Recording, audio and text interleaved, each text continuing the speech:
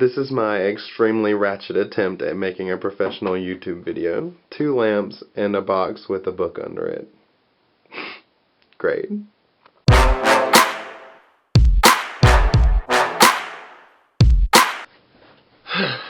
Hello, everyone.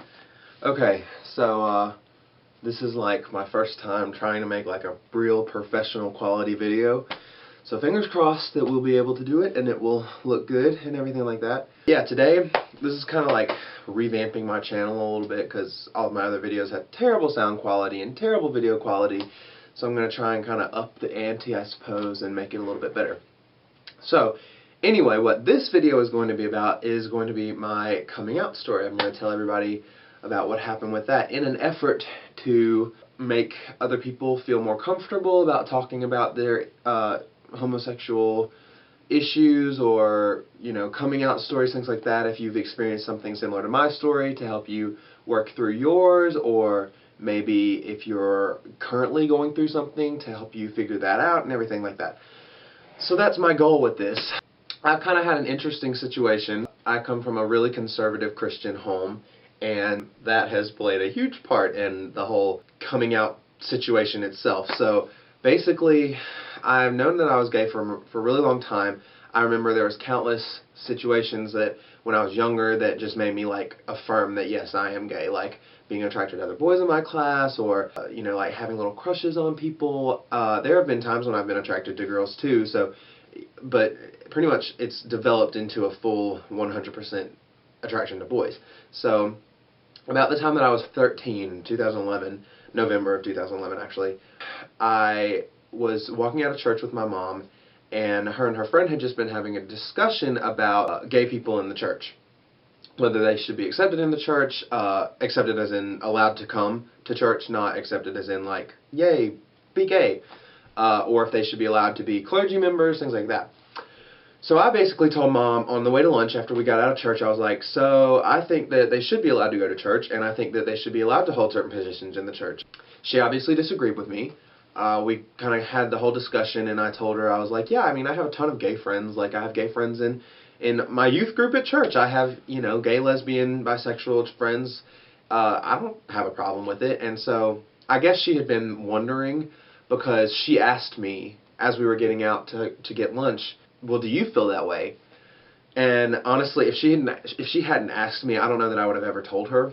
To be honest, I really was. I wanted to move. This is crazy.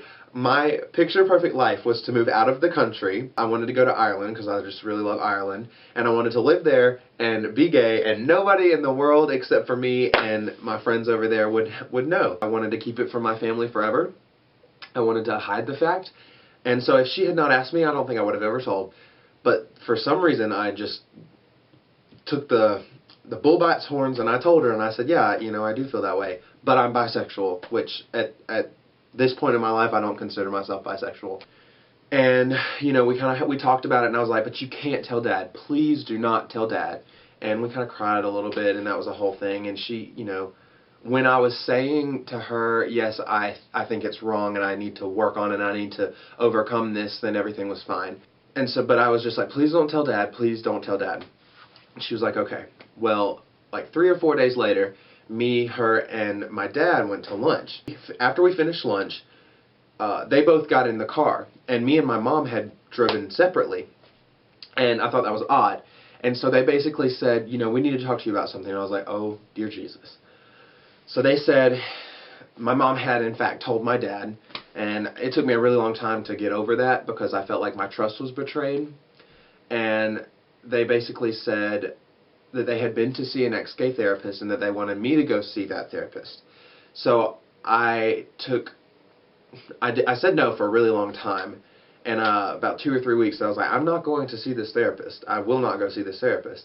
But after like 3 weeks or so, I decided, okay, I'll go see this therapist. So they took me to see him, and from the moment that I got in there, I was like, okay, this guy is gay. And he admitted that. He was like, and he was married with a son. And I was like, interesting. But he told me that he still had same-sex attractions. And I was like, okay, well then, why are you married to a woman? And why do you have a kid? Because I feel like that, to me, that's unfair. But he claimed that he, felt attractions for his wife and blah, blah, blah, blah, blah. But for me, I just didn't really buy it that much.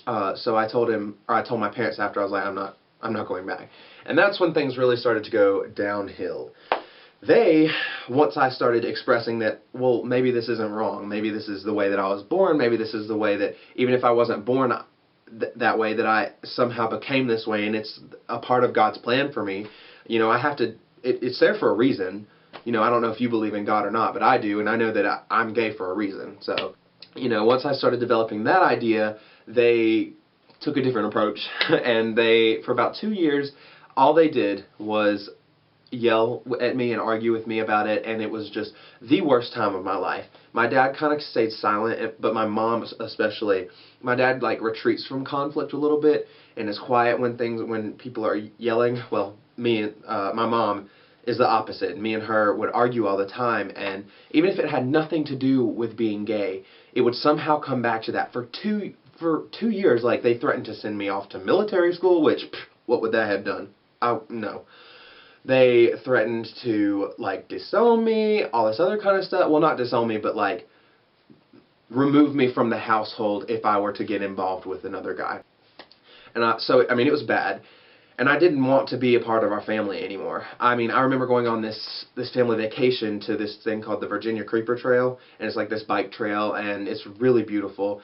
And we were supposed to all ride our bikes together, and it would be a family vacation. It would be so fun.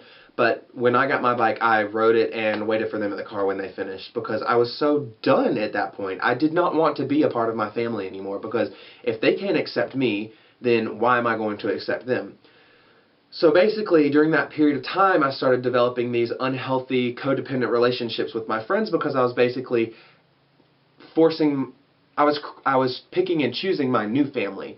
These people are going to be my family now, and I need them to be this way because my actual family isn't being that way. So I made these people, my group of friends, into my family, and it was very unhealthy because I was needing them to be something that they couldn't be for me, and they were needing me to be something that I couldn't be for them. We were all in this huge cycle of codependency, and it was just not good for any of us. So, I was emotionally stressed out. I was sad all the time. I was going through all this depression. I didn't want to be a part of my family anymore, and I found out that my mom had not only told my dad, but she told my grandma, she told her Sunday school class, she told our pastor, and I was just like, this is awful. This cannot be worse.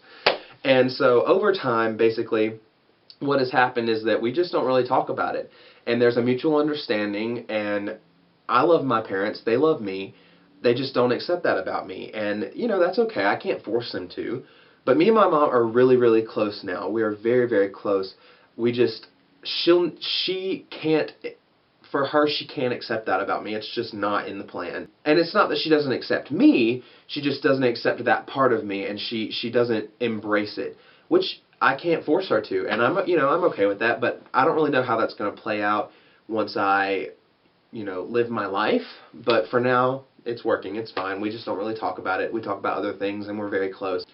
Now, with my friends, that's basically my family story, my nuclear family. And it's very interesting to have your nuclear family react one way that's so negative, and all of your friends react the exact opposite. I got so much support from everyone who wasn't my nuclear family. Even some of my extended family, I got really, really close with my cousin once I told her that I was gay, and then I have another cousin who was just ecstatic about it, and all of my friends, they were extremely, extremely supportive, and it was just an odd kind of paradox to live through, having two things. You would think that people who aren't your family wouldn't support you, and people who are your family would, and so that was kind of an odd thing to kind of go through. But, so my camera shut off.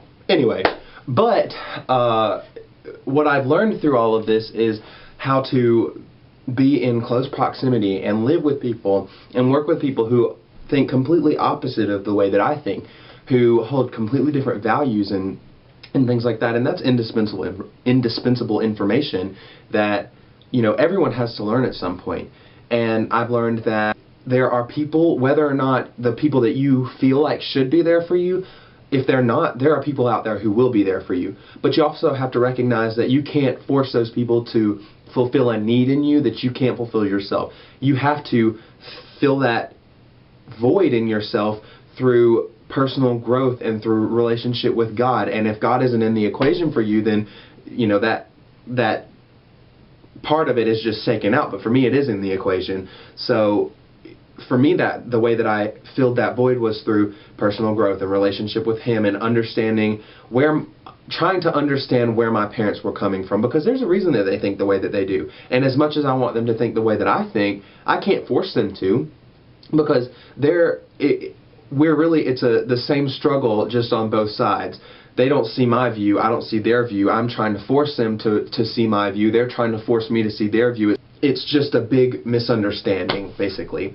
So I've learned how to deal with people in that way, and that people will accept you and love you no matter who you are. You just have to find those people, and that there's a reason that you are the way you are. There's a reason that I'm the way that I am, and if you haven't figured that out yet, just like many of us haven't, it'll come one day, and I've learned that as well. I've grown a lot through this whole experience. So I hope that this video was informative. It wasn't too boring or too all over the place. Basically, right now I'm just about to go to college and see where that takes me with the whole situation.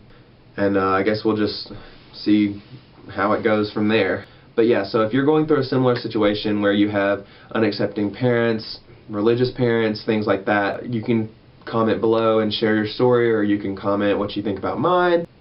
Yeah, so I want this to be a dialogue of people telling their stories and being respectful and everything like that. So please, you feel free to do that. If you want to subscribe, please subscribe. I'll be posting more videos like this over the next however long, because I just want to get back into that, because it's a lot of fun. It's just hard to find the time when I'm in school and everything. So yeah, just subscribe, and that's all I have to say really now. Just thanks for watching, and I hope you enjoyed it. Alright, bye guys.